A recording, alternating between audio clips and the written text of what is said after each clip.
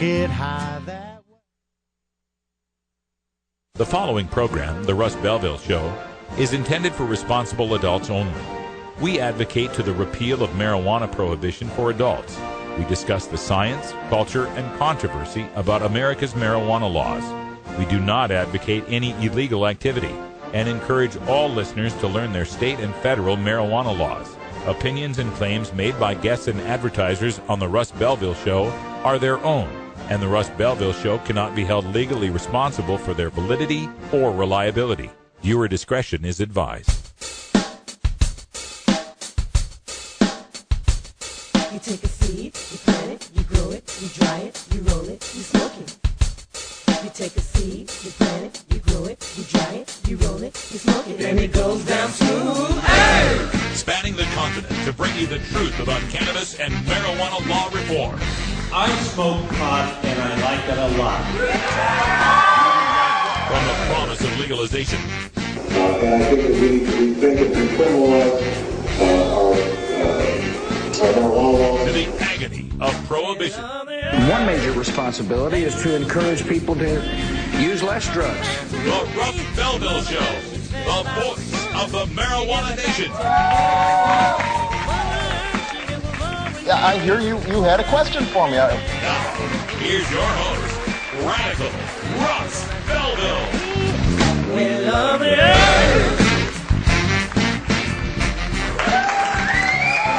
Ah, yes, good day, tokers and tokats, and welcome. It is Thursday, November 15th, 2012, and it's got to be 420 somewhere in the world, but personally and most importantly to me, a milestone I, for many days, did not think would ever occur.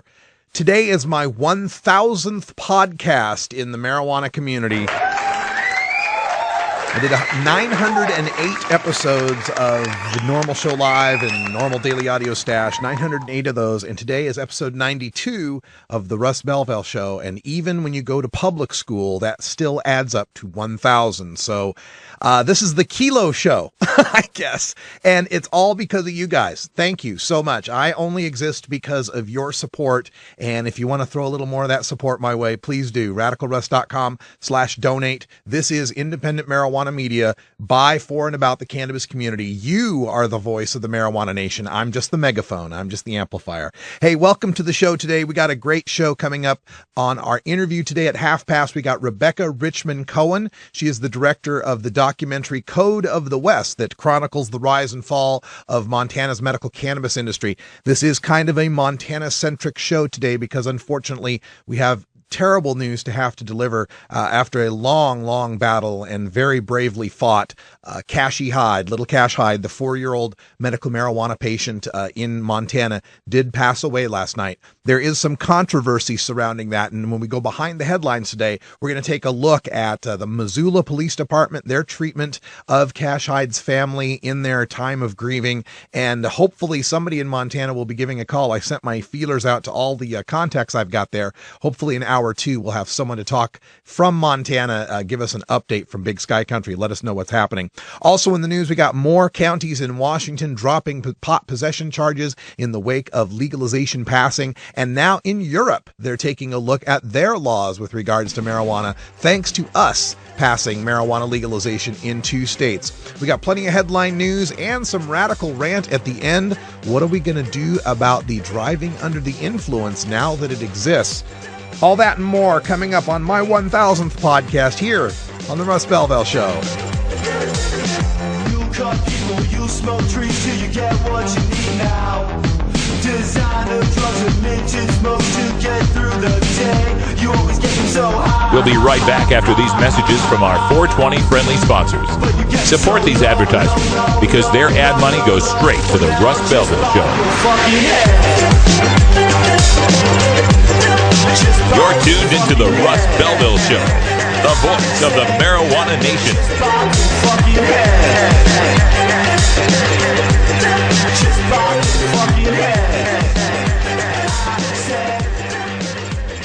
The law offices of Omar Figueroa would like to remind you to stand up for your rights. Please do not give up your precious liberties.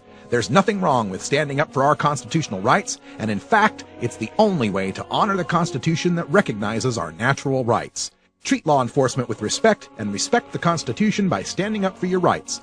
If you are detained or arrested, stand up for your rights by repeating, I respectfully invoke all my legal and constitutional rights. I do not consent to any search and seizure. I want to remain silent, and I want to speak to my attorney, Omar Figueroa. Omar Figueroa has more than a decade of experience in federal and California courts and graduated from Yale University, Stanford Law School, and Trial Lawyers College. Please contact the law offices of Omar Figueroa at 415-489-0420 or 707-829-0215 or on the web at www.omarfigueroa.com. Rock on, Wisconsin. Don't touch that dial. We'll be right back after a word from these 420 friendly sponsors. Wait a minute. This is internet radio. There are no dials here.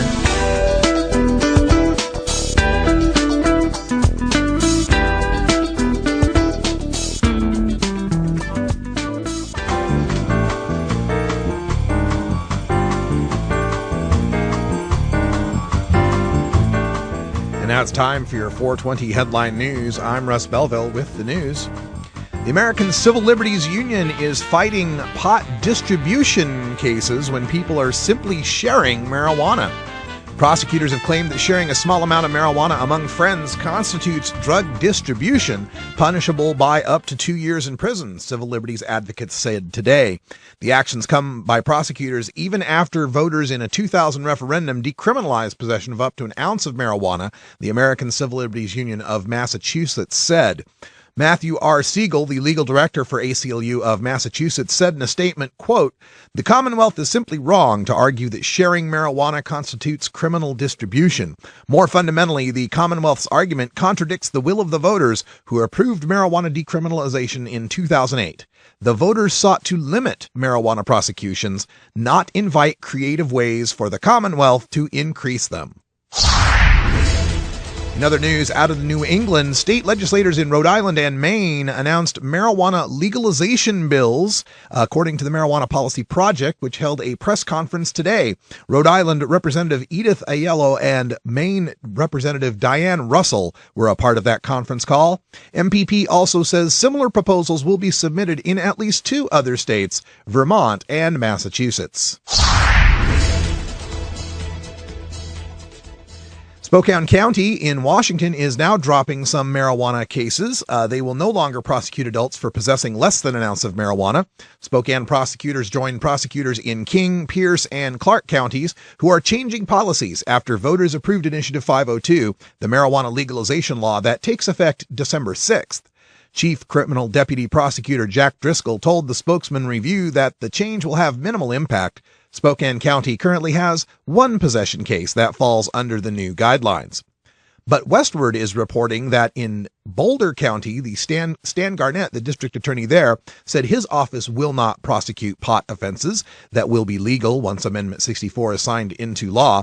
However, Weld County District Attorney Ken Buck, a vocal critic of Amendment 64, released remarks stressing that his office isn't ready to walk away from any pot cases just yet. The statement reads, quote, "Our office has an obligation to prosecute offenses that were crimes at the time they occurred. Accordingly, we will not be dismissing existing marijuana possession cases. But more importantly, our office prosecutes low-level possession cases to get drug users help with their addictions. That practice will continue until state law changes." End quote. Also, Jefferson County's district attorney's office is not planning to alter its tactics until after Amendment 64 is signed, likely before or after the first week of January. And while the Denver district attorney's office hasn't been as definitive on the issue thus far, no move to drop cases has been made to date. And few police departments in Colorado have joined the Boulder Police Department in announcing that they will no longer issue citations on such matters. Berkeley Medical Marijuana Collective will be ordered to close. There was unmitigated praise for the benefits of medical marijuana at the Tuesday night city council meeting, but there was also unanimous consent that the Perfect Plants Patients Group was operating illegally and would have to shut its doors. Code Enforcement Officer Gregory Daniel enumerated the various charges leveled at the Perfect Plant Patients Group, better known as 3PG. Its location near Sacramento and Oregon streets violates zoning rules requiring a minimal 600-foot distance between schools and medical marijuana distribution sites, he said. The operation is in a commercial area where only licensed dispensaries are permitted to sell medical marijuana. 3PG has no license, Daniel said. 3PG calls itself a collective, but has some 4,000 members. The 3PG zoning certificate is for a retail clothing establishment, Daniel added. The city and 3PG supporters were at odds over the question of the distance between the school and the storefront. Perfect Plant operator Eric Thomas told the council he'd hired a surveyor who said the distance between the two was 619 feet. City staff said it was 546 feet. Deshaun Nicholas said 3PG was being singled out unfairly, noting that 3PG is right next to a liquor store. And finally, the U.S. states of Washington and Colorado have voted to legalize the possession and sale of marijuana for recreational use. This has reopened the debate in Europe, and particularly the Netherlands, where marijuana is not formally legal but sold in coffee shops. The president of the Maastricht Association of Coffee Shop Entrepreneurs says that since the law has been introduced to ban tourists from coffee shops, his sales are down by 85%. And this is your 420 headline news for Thursday, November 15th, 2012. I'm Russ Belville. When we come back, we're going to go behind the headlines and take a look at the case of Cash Hyde, the medical marijuana patient in Montana who just passed away last night.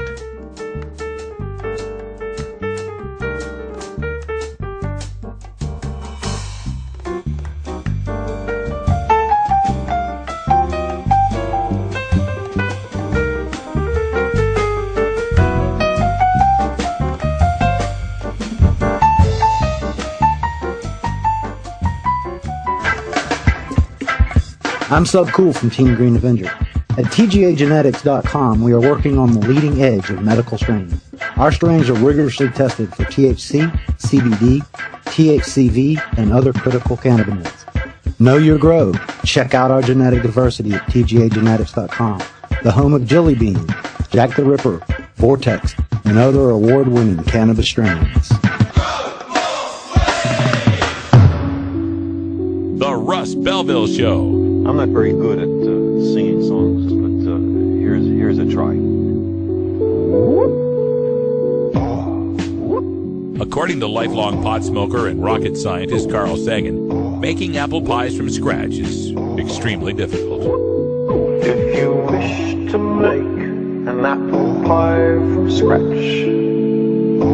you must first invent the universe. Radical Russ and the Rolla J Studios crew will be right back after these messages. A morning filled with 400 billion suns, rising of the Milky Way. Cosmos is full. 13 after the hour, time for us to go behind the headlines. And last night, if you were on Facebook late here, even in the Pacific time zone, it was about, I believe, 9 or 10 o'clock when we received the unfortunate news that Cash Hyde, the 4-year-old medical marijuana patient who touched all of our hearts in the marijuana activism community, had passed away due to complications involved with his continuing fight with cancer. And you can visit Cash Hyde Foundation, and you can find more information about Cashy and his fight to survive.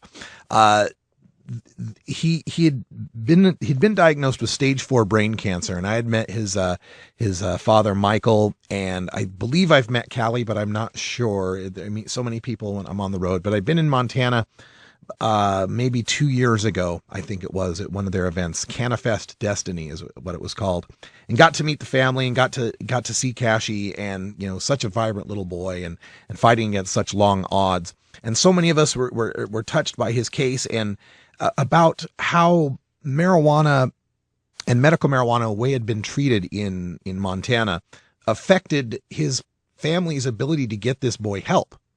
And they found such great relief in using Rick Simpson oil, the very highly concentrated hash oil preparation, and that this was controversial for so many people in the mainstream that followed this.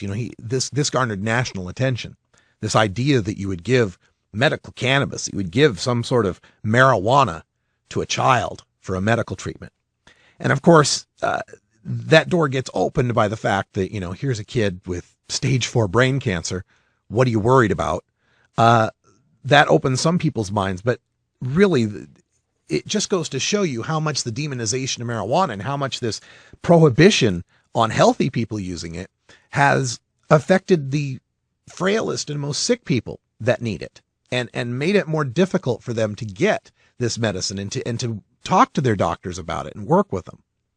Now, I'm reading from KRTV.com in central Montana is reporting on some of this. Of course, he's built the Cash Hide Foundation, an extensive group of supporters all throughout the cannabis community. And according to the report, it says Cash would eventually reach the stage of remission, and last spring it appeared he had beat the cancer for a second time, but the disease reappeared in August. The family then continued to try several alternative treatments, including using medical marijuana. Well, also understand what happened between spring and August in the state of Montana in their medical marijuana program. Understand that this was when politically their legislature is going after medical marijuana, going after everybody who's involved with it as if they're some sort of criminal, reacting to the outrageous actions of a small, tiny few that were making medical marijuana look terrible in Montana. But here's these people trying to, keep their little child alive. And there's the legislature arguing about repealing the entire program. Understand that's what was going down. Repeal the entire medical marijuana law. And it passed. This is how fragile the wins we have in the marijuana community can be. You had an entire legislature voting in lockstep and succeeding in repealing medical marijuana in a state where there was national attention for a stage 4 child with brain cancer who had seen benefit from using medical cannabis. And still they were able to get through a repeal, only to be saved by the governor's veto. And you can see how in this last election, where there was the referendum, should we keep, because after the veto of the repeal, then the legislature came back with SB 423, which was repeal light, which basically made it, okay, you can get medical marijuana if you have 6 days to live and you keep yourself chained to a radiator in the basement. Nobody ever sees you, right? I'm exaggerating, of course, but they made it so difficult. They made this law so difficult to follow that it's almost worth not having a law. I mean, of course, any law is better than none, but it's really bad. And they were able to do that and pass that in this election in Montana with broad majority support to keep this new crippled medical marijuana law. Even in the face of this, even in the face of this story and so many other stories in Montana where their people are such genuine users, getting genuine benefit from the medical use of cannabis. So understand that in the passing of Cash Hyde, we've got to remember that he didn't live and die in vain, and that we continue to fight for the next Cash Hyde and the next kid and the next kid and so many kids who are going to be helped through the use of medical cannabis. So many promises in the fight against cancer.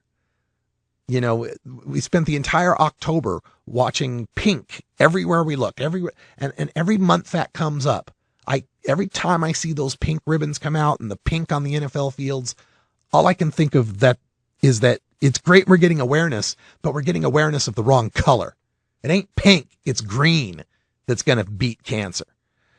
So in the passing of Cash Hyde, let's not pass up the opportunity to continue to fight in his name. Now, I was going to talk a little bit about a controversy there. Apparently, the family was upset about the way the Missoula police handled the situation. They posted on Facebook, "I would like all of Cashy's fans to call the Missoula mayor's office and complain how the Missoula Police Department and coroner's office treated my family only minutes after Cashy passed last night. 5 uniformed cops came to our house only 20 minutes after he passed, and pushed their way in. I asked if they could leave, as we only wanted family, so we could mourn, and they refused.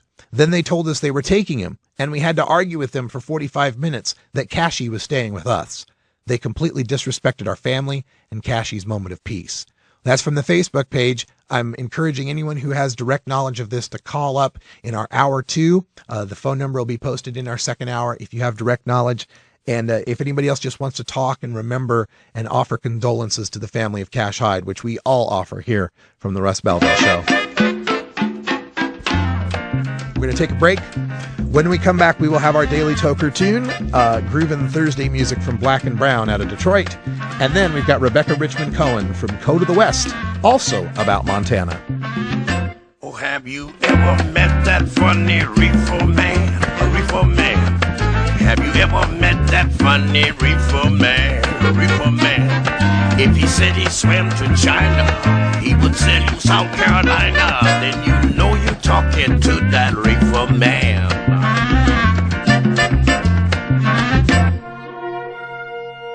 Hi, this is Dan Michaels. If you're looking for professional voice talent for your commercial or podcast, I'm your man. Visit danmichaelsaudio.com for more information. Do you want to legalize it? Call your congressman today. 202-224-3121. It's free, it's easy, and you don't even have to give your name, just your zip code, and they'll hook you up to your congressman. Call 202-224-3121 and tell Congress you support marijuana legalization. Liberate your mind. Liberate your mind.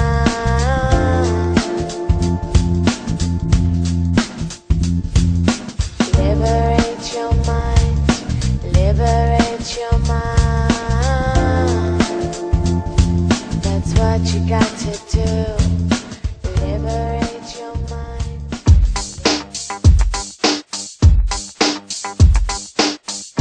Everyone knows music and marijuana go together, so let's wind up our 20 after break with the Russ Belville Show's Daily Toker Tunes, the best in pod-safe 420 music from around the web.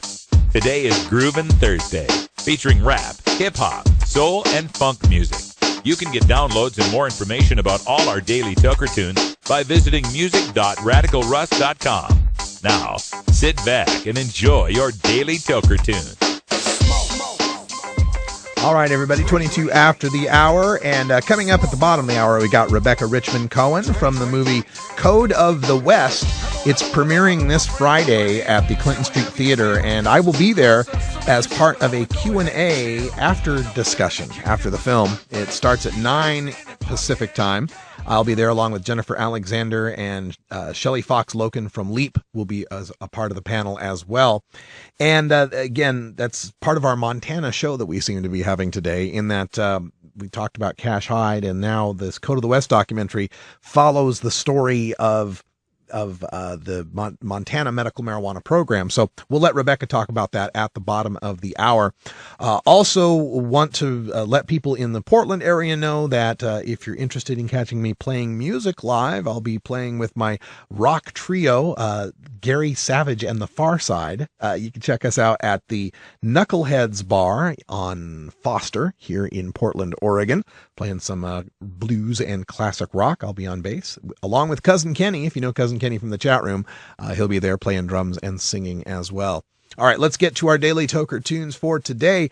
Today we've gone to the IOTA promo net to find some pod-safe material in the hip-hop and R&B genres. And today we get Black and Brown, a duo out of Detroit, Michigan. Two performers there that are putting together all sorts of really cool beats, and I think you'll enjoy this tune. It is a self-titled tune from Black and Brown, from their album Black and Brown. The song is called Black and Brown. Enjoy it.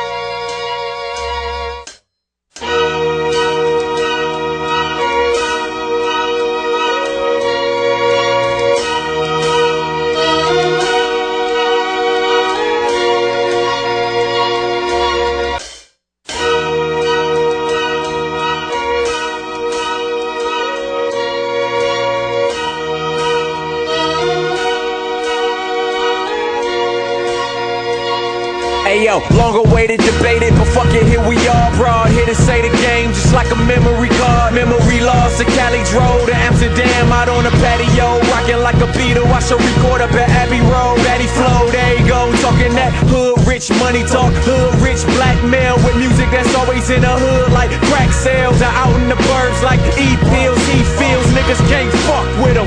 Shows plenty fans round the globe screaming out, y'all niggas can't fuck with him. Yep, hit him with that new shit, hitting off a new chick that want me in her mouth like a toothpick. Who flips better? He see this shit's timeless when y'all niggas got bad timing like teen pregnancies. Better be, better see, we coming with better heat. Sitting on some Kobe, smoking on the stogie, banging Noriega when I'm done, I like the bogey.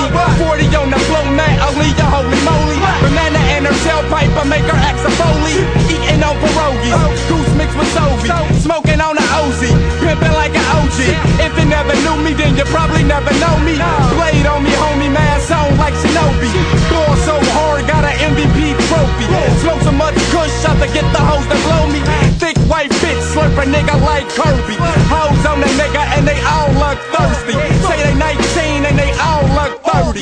Every day clean, y'all always dirty. Chronic coming in the same bag as a turkey. Dark color purple when it's tasting like Hershey.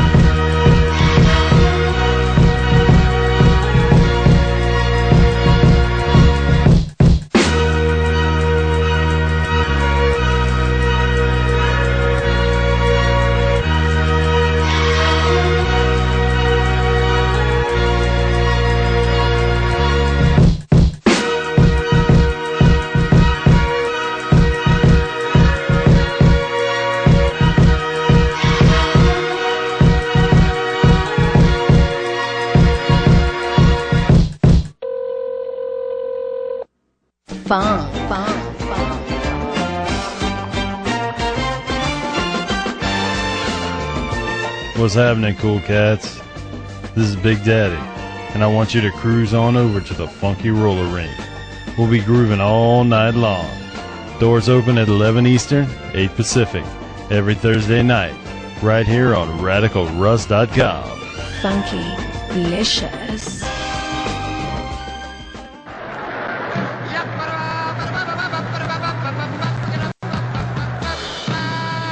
Actually, I haven't had a chance to talk to Mr. Armstrong before the show, but we had a great discussion about it. I just asked one of the folks in the show, Bob Back, I said, well, what is Louis Armstrong going to do? Of course, he's always going way up.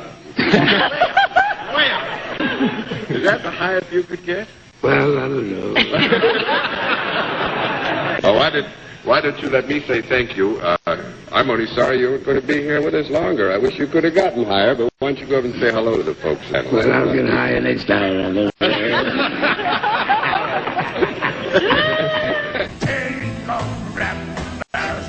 That door is empty, now they never go back when. And I never go back when. Now they don't know my way again.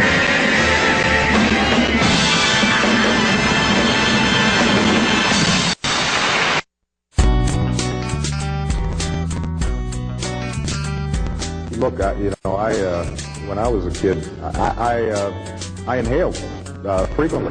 That was the point. Remember, Mr. President, you once were just one bust away from being Barry the drug criminal. Life ain't a box of chocolates gone. That's why people smoke weed and take bumps and drink way too damn much and get drunk and do it all over again. First of the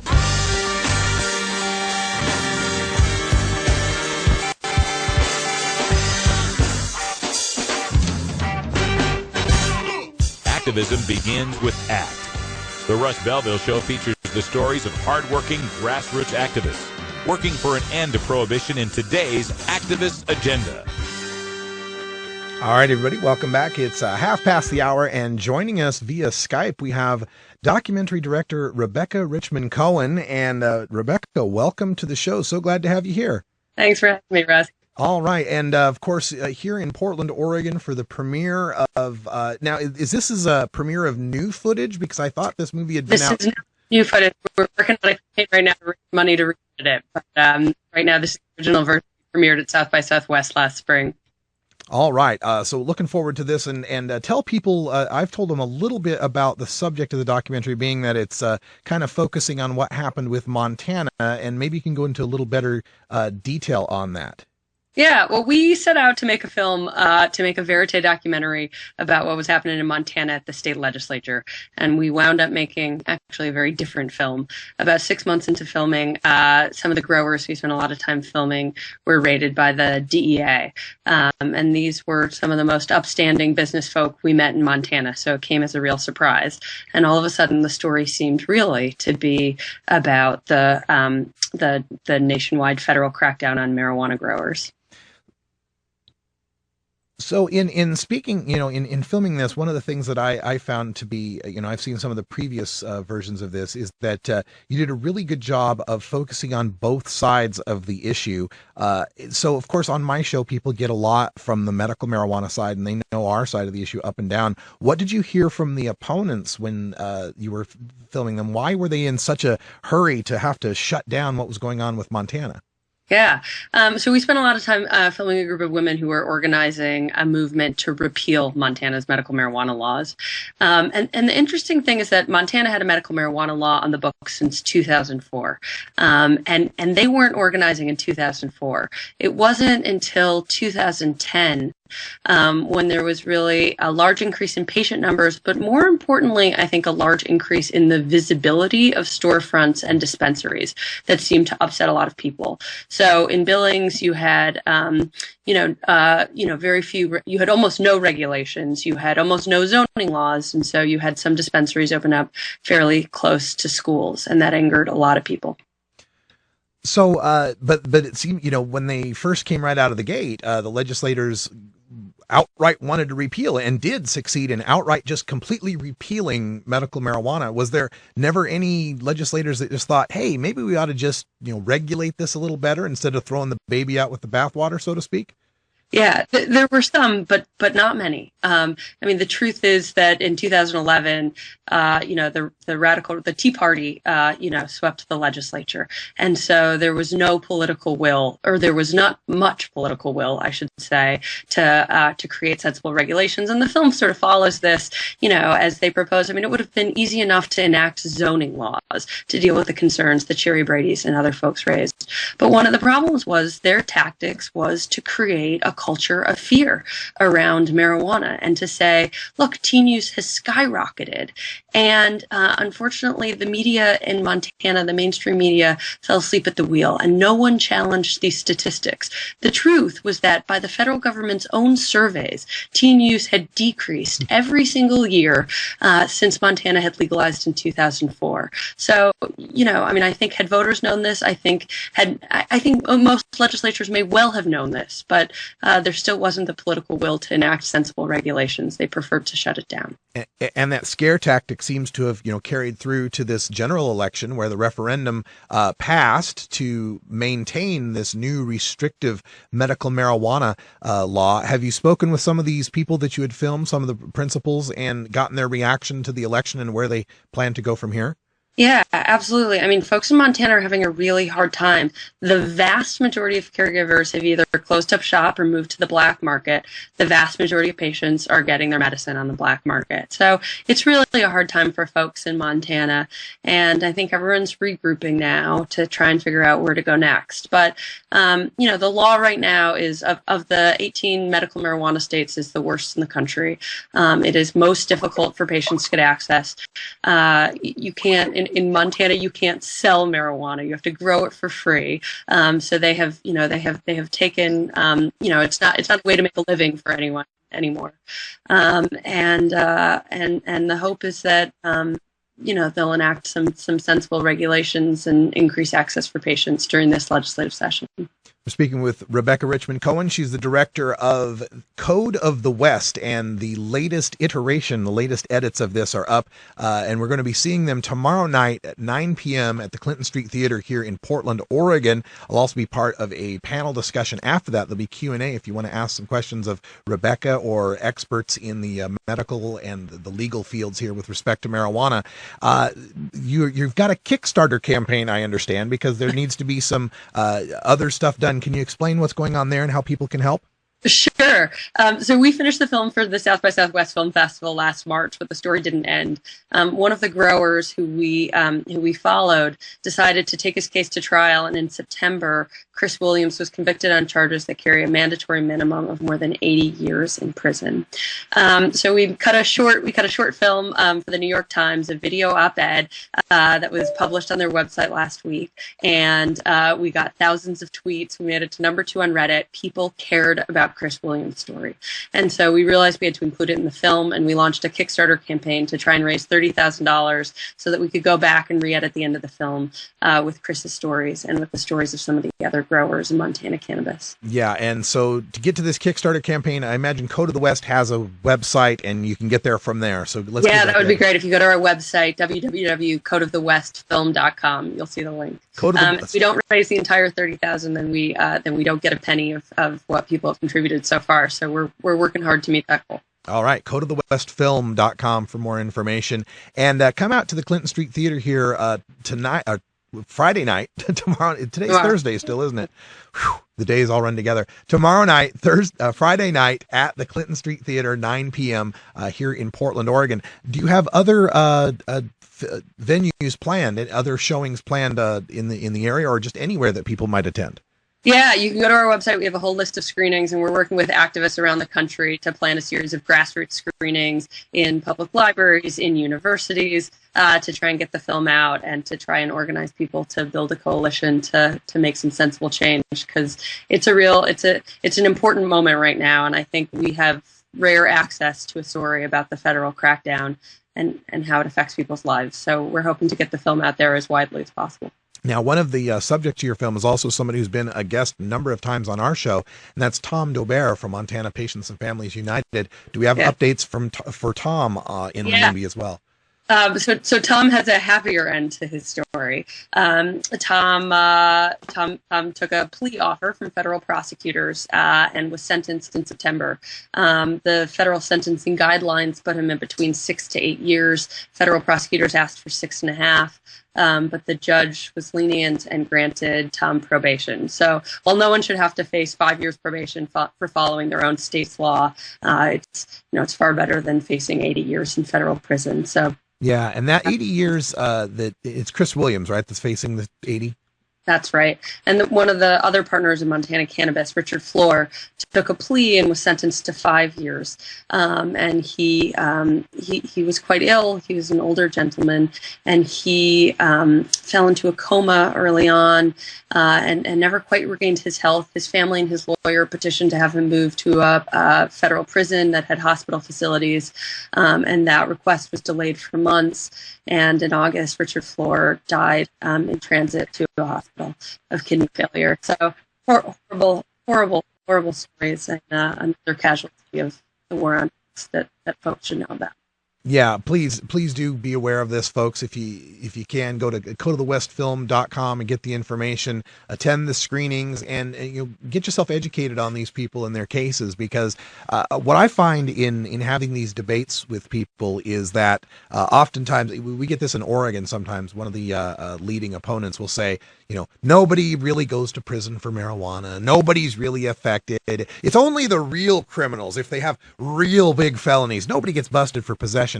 And it's films like yours and the stories that you're telling in this that reveal to people that, no, these are real lives that get messed up pretty bad because of this prohibition. Yeah.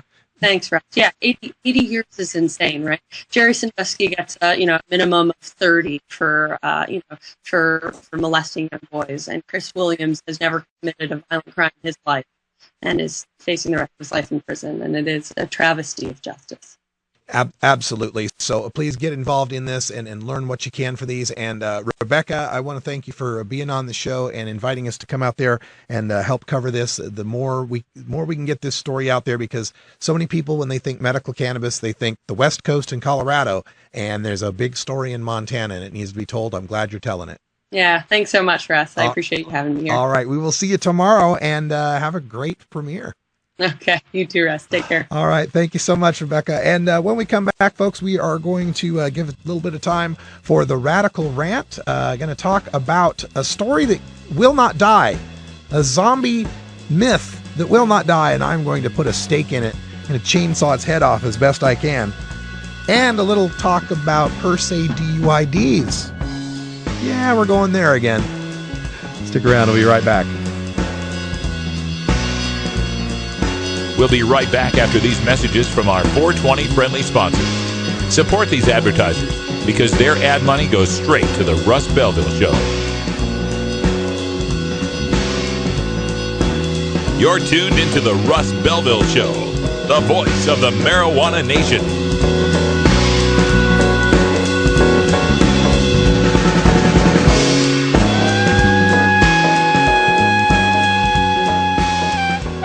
Tokers, there's no good reason to get your dog stoned. While it might not harm them physically, imagine being a dog who already begs for treats all day, and then imagine that dog having the munchies. Not cool. Georgia.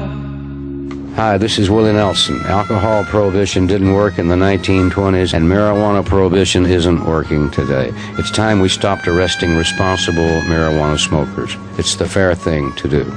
For more information, contact NORML, the National Organization for the Reform of Marijuana Laws. Call toll-free 888-67-NORML or visit their website at norml.org. You want answers? I'm as mad as hell, and I'm not going to take this anymore! You want answers? You have offended my family. I think I'm entitled. You want answers? I want the truth! And you have offended a Shaolin temple. You can't handle the truth! Surely you can't be serious. I am serious. And don't call me Shirley. Radical Rant. All right, folks, we'll get to the Radical Rant. We got plenty to rant about, but Brian the Red just came in. And how you doing, Brian? I am doing fine, just fine, Russ. You're doing so fine because you are the new Oregon rep. Yeah, sales rep for Ganja Skateboards. Yeah, so this is a premier opportunity for me. I was so lucky to meet up with John, the president of Ganja Skateboards, when we went down to the High Times Medical Cannabis Cup in San Francisco, which was actually Berkeley. Oh, East Bay, actually. East Bay, we stayed in Berkeley. But here it is. Check it out. I got a cam on that. Yeah, we got one of the boards here that I am slanging around. I've yet to hit the shops around town. Bring that in close so people can see it. It's a chem dog, and it looks like a bulldog. Right, there you go. So you got the bottom edge of the deck, you got some pot leaves, and then chem dog, and it's a big bulldog with a gas mask on. And then if you look at the close-up there, he's got red eyes. He's got red eyes. Oh, that's perfect. Yeah, with a little pot leaf in there. Very good. Yeah, so, and that's Ganja Skateboards. Y'all. So if you are in the Oregon area, go ahead and send me an email at brian@ganjaskateboards.com, and we can see about getting you out one of these bad boys. Or you can go to ganjaskateboards.com itself and check out all the various styles. There you go. All right. So let me get to some things I got to rant about here. And the first one is, okay, one of the things that I've got a big problem with in the cannabis community is that, we've got truth, facts, and logic on our side. We got reason and science on our side. So whenever there's something that's not factual, that is unreasonable or unscientific, and our community repeats it, it bugs the hell out of me. The one lately that has really gotten under my craw is the Lincoln quote. The Lincoln quote, prohibition is a cause of intemperance in and of itself, right? It's a fake. It's a fraud. In fact, it was found to be a hoax in 1920. The Georgia wets, back in the day when there was prohibition and the temperance movement, they were trying to ban booze. You were either a dry or a wet, right? The wet means you wanted to have, legal alcohol. Dry meant you were a prohibitionist, right? So the wets out in Georgia, fabricated this quote from Abraham Lincoln saying the great emancipator was, against what the dries were for, was against prohibition. And they were doing this in Georgia to try to court what they called the Negro vote back in the day, the black vote, by saying, hey, look, Lincoln was against prohibition. Aren't you against prohibition too? Well, this was found out. It was found to be a hoax. It was debunked. It was in the Atlanta Journal-Constitution, I believe is the newspaper. Email me, russ@radicalruss.com. I'll send you a link to the JPEG of the debunk. Okay. But yet, our cannabis community continues to keep sending that quote out over and over and over again. And the one about Lincoln and his Hohner harmonica, playing harmonica and the hemp fields and all, didn't happen, folks. Hohner didn't make harmonicas until the time doesn't work. Well, I don't even go into it. And there's another one about Jefferson and his veranda and smoking a pipe of sweet hemp. There's nothing in Jefferson's writings to suggest he had ever written such a thing. Not to say he didn't smoke weed. Just saying that quote's also not backable, right? So I have this thing. It's a pet peeve of mine when people in our community are repeating known falsehoods. So that leads me to what I wanted to rant about. Winston Churchill once said, "A lie gets halfway around the world before the truth has a chance to get its pants on." Well, that was uttered in the era of telephones. In the internet era, the truth doesn't even realize its pants are off. There is this story going around about D.A.R.E dropping marijuana from their curriculum. That's drug abuse resistance education, right? The D.A.R.E program where they bring cops into middle schools because, if you want to teach someone about health, the first person you think about is a cop, right? Anyway, so D.A.R.E, I've seen all these posts coming across, people in their blogs, I've seen their Facebook and the shares and the tweets coming around reporting that D.A.R.E is dropping coverage of marijuana from its curriculum. Now, this story came out on November 5th, right? Came out the day before the election on a TV news story out of Kennewick, Washington. And it was entitled, D.A.R.E Curriculum Drops Pot. And that's the headline, and the news station is KNDU. Now, in the story, a local D.A.R.E officer is interviewed saying that the National D.A.R.E office has dropped marijuana from the curriculum starting in December. Now, when I first heard this story, I was a little dubious of the claim. Because, first of all, it's Washington State, and it's on the day before they're voting for marijuana legalization, and it's polling in the majority, and it's a local news station in a county that ended up going 62% for Mitt Romney, right? So maybe a little conservative, let's say. And they're running some story that should scare the hell out of parents against voting for legalization. D.A.R.E's going to drop pot. Now, look, if D.A.R.E is going to do something as big as dropping marijuana from its curriculum, I think they're going to manage that change with better public relations than some Kennewick cop noticing that the textbook is missing the marijuana page. So I thought that was a little weird myself. When it first came out, I'm like, I don't know about this. Mike Riggs, who writes out at Reason magazine, also had some doubts about it. On the next day, on November 6th, he wrote, "Despite the fact that Washington State is on the verge of legalizing marijuana for recreational use, D.A.R.E educates against substances illegal and legal, such as alcohol and tobacco."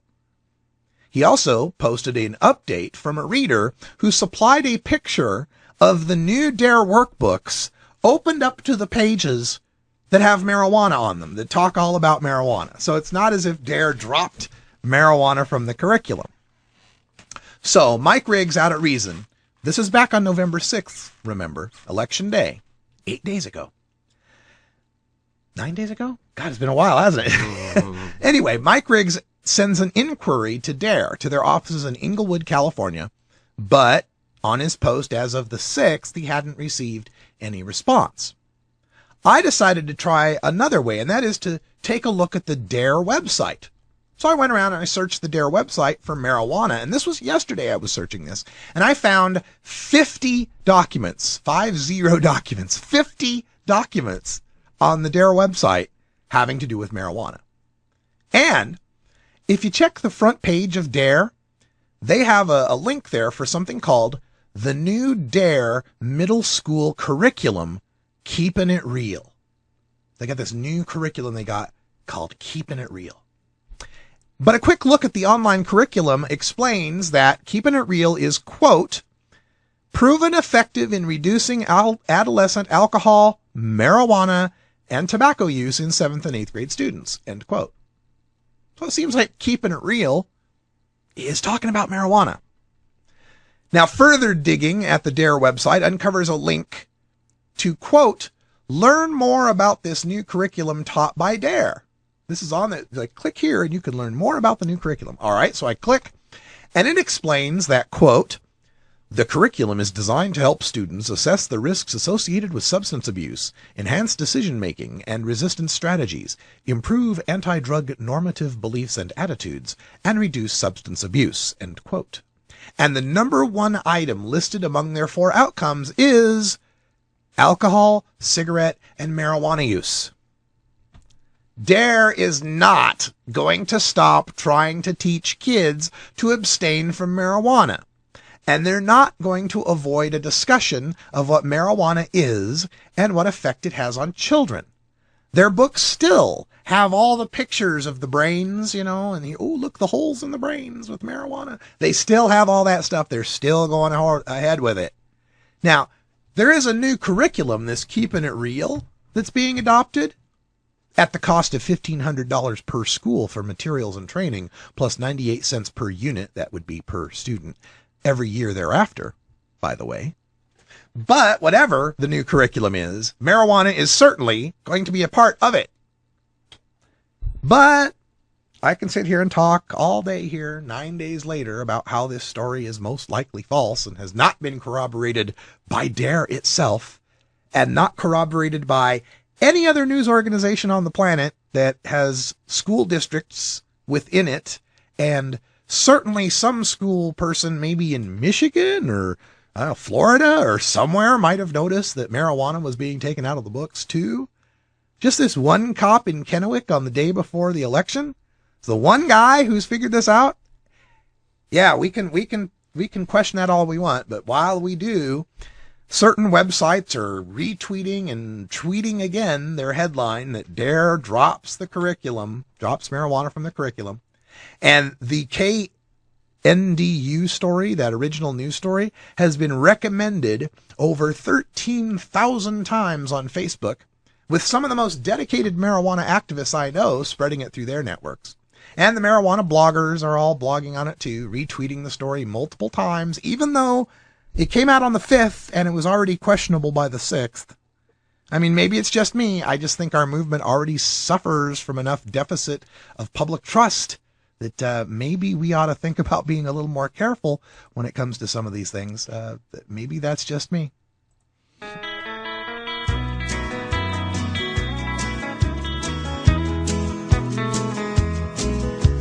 We don't smoke marijuana in Muskogee. We don't take no trips on LSD. We don't burn no drive carts down on Main Street. We like living right, being free. All right, welcome back. I wanted to transition here to just a small radical rant at the end of the show about DUI. And this comes up from Huffington Post. They have a story that the headline just caught my eye. With marijuana legal in Colorado and Washington, police worry about stoned driving. It's settled. Pot, at least certain amounts of it, will soon be legal under state laws in Washington and Colorado. Now, officials in both states are trying to figure out how to keep stoned drivers off the road. Folks, let's step in right now and squash this frame right off the bat. Now you're going to try to figure out how to keep stoned drivers off the road? Really? Because now marijuana has suddenly been invented. All of a sudden, now that we passed a law, there will be marijuana. And some people might smoke it. And they might get on the road. Because that's never happened before. This is what the cops are trying to do here. They are trying to establish a frame where marijuana legalization leads to some sort of huge danger, leads to some sort of, what I call SMOF, stoned mayhem on the freeways. That's the two weapons they got left, folks, is WOTC and SMOF. WOTC, what about the children? And SMOF, stoned mayhem on the freeways. And if we let this stand, okay, now that we've legalized, we need to have a discussion about how to keep stoned drivers off the road. No. If you've been doing your job as cops, you've been keeping stoned drivers off the road, haven't you? Are you trying to tell us that marijuana just suddenly was invented? They're trying to set this up, and this becomes something that they want to use as part of a strategy to set up these kind of laws all across the country. And this is something that the No on I-502 people brought up all the time. And I got to tell you right here that people are going to get upset me getting on this this thing of DUIs, but I've told you from the beginning, I will fight to get marijuana legal. And then once it's legal, then we will fight to fix what's wrong with the law. And clearly, what's wrong with the 502 is a per se DUID. We are going to fix that. We're going to keep fighting against that. But folks, there are right now at least 250 people in Washington state who do not have drug convictions right now because of prosecutors dropping their charges. So if there's any idea that DUIs would take over possessions, right now you're 250 behind. So it's just not going to happen. But going back to this story, there's an interesting development in this as far as fighting the idea of per se DUID. And this is something I had discussions with some lawyers about during the campaign. And this is another reason why I didn't fear the per se DUID. And this is something that, again, something that our side needs to learn a little bit about, is that there's some things in politics you can't emphasize because your opponents could use it against you. One example, in Colorado, they just passed the law where you can have an ounce and you can have up to 3 plants mature and all the results of your harvests at home. That last part, all the results of your harvest at home, is huge. That's a loophole through which I can put 200 pounds in my garage, people. Okay. But you can't emphasize that because then you get attacks from the other side. And the same thing happened is happening in Washington state, where you can't emphasize the fact that setting a 5 nanogram means it's no longer 0, means it's no longer anything a prosecutor can come up with. Well, they had 0.6 nanograms in their blood. Let's bust them for DUI. Can't do that anymore. There's just certain ways that these things get attacked. And the latest attack is from this attorney named Fox, I think is his last name, John Fox. This is from the Huffington Post story. A Seattle DUI attorney says he's interested in challenging Washington's new standard as unconstitutional. Under due process principles, he said, people are entitled to know what activity is prohibited. If scientists can't tell someone how much marijuana it will take for him or her to test over the threshold, how is the average pot smoker supposed to know? By contrast, he noted, the science on alcohol is well established. Some states publish charts estimating how many drinks it will take a person of a certain weight over a certain time to reach 0.08. But such a challenge to Nevada's marijuana DUI limit failed in 2002. That's in Nevada, it failed, when the state Supreme Court ruled that the legislature has broad authority to set driving standards. The U.S. Supreme Court declined to review that case. So this is, there will be legal challenges to this. And this is the challenge that happens to happen. But the best part about this is the challenge that happens now happens from the standpoint of being a legal consumer, of being someone with a legal right to have that substance in your system. You're no longer just a dirty doper criminal fighting for the right to drive high. Now you are a law-abiding cannabis consumer fighting for reasonable and scientific standards. And that's a win. Hey, that's all the time I got here for Hour 1, but we'll stick around and take your calls in Hour 2. Toker Talk Radio at 971-533-7111. Thanks for joining us, and for Brian the Red, I'm Radical Russ. Until next time, take care of each other, Tokers.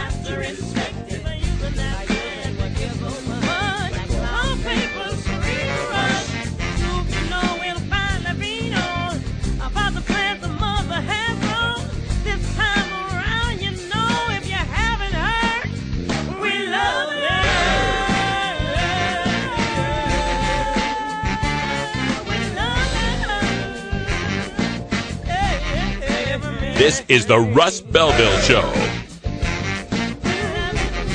The Russ Belville Show is blogging and podcasting daily at radicalruss.com.